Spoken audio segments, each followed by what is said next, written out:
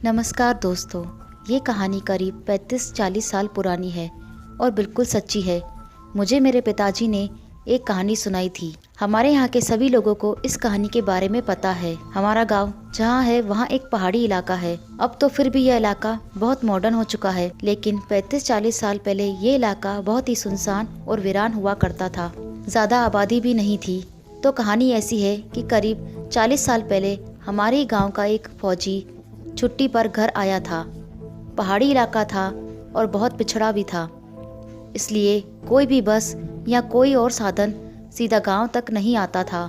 बस सीधा main bus अड्डे पर ही उतारती थी और वहां से पैदल ही गांव तक आना पड़ता था, पहाड़ों के बीच से। तो वो फौजी पैदल ही रात के समय सुनसान इलाके से घर आ रहा था। अब वो रास्ते में ही आ रहा था तो उसको अचानक सड़क किनारे जंगल में किसी लड़की के रोने की आवाज़ सुनाई दी। फौजी था इसलिए बहादुर भी था, तो वो जंगल के अंदर चला गया देखने के लिए कि कौन रो रहा है। कोई और होता तो शायद इतनी हिम्मत भी नहीं कर पाता। अब वो अंदर पहुंचा तो उसने देखा कि अंधेरे में एक पेड़ के नीचे एक जवान लड़की अकेली बैठी है और रो रही है। वो उस लड़की के पास पहुंचा और उससे पूछा कि वो वहाँ कैसे पहुंची और उसका घर कहाँ है और वो रो क्यों रही है। लड़की जवान थी और बेहद खूबसूरत भी थी, लेकिन उसको कुछ याद नहीं था। लड़की रो रही थी और उसने फौजी से उसको अपने साथ ले जाने के लिए रिक्वेस्ट की। फौजी उस लड़की को अपने घर ले आया। अगले ही दिन पूरे गांव में ये बात फैल गई कि फौजी किसी लड़की को लाया है जंगल से। सबने जानने की कोशिश की कि लड़की कौन है, कहाँ से आई है, लेकिन उस लड़की को कुछ भी याद नहीं था। शायद उसकी याददाश्त खो चुकी थी। सबको लगा लड़की फौजी के घर ही रहने लगेगी। फौजी लड़का भी जवान था और उसकी भी शादी नहीं हुई थी। एक ही घर में दो अनजान लड़का और लड़की रह रहे थे। लोगों को तरह तरह की बात करना लाजमी था, इसलिए उस फौजी लड़के के घर वालों और गांव वालों ने फैसला किया कि उन दोनों की शादी कर दी जाए। लड़की ने भी हाँ कर दी।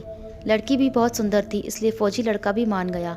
लेकिन शादी से पहले उस लड़की ने फौजी लड़के के सामने एक शर्त रखी।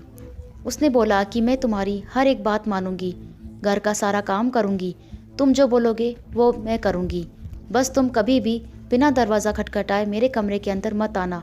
लड़का मान गया और दोनों की अच्छे से शादी कर दी गई। सब कुछ अच्छा चल रहा था। 10-12 साल भी बीत गए थे। दोनों के 3 बच्चे भी हो गए थे। फौजी लड़का बीच बीच में छुट्टियों पर आता और कुछ समय बिताता और फिर वापस चला जाता।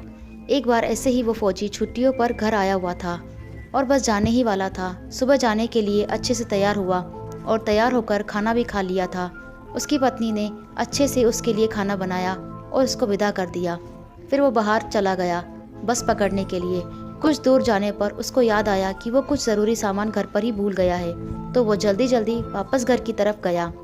जल्दबाजी में उसको अपनी पत्नी की वो बात याद नहीं रही जिसमें उसकी पत्नी ने उसको बोला था कि कभी भी बिना दरवाज़ा खटखटाए उसके कमरे के अंदर नहीं जाना है। और वो जल्दबाजी में ऐसे ही बिना दरवाज़ा खटखटाए अपनी पत्नी के कमरे में घुस गया।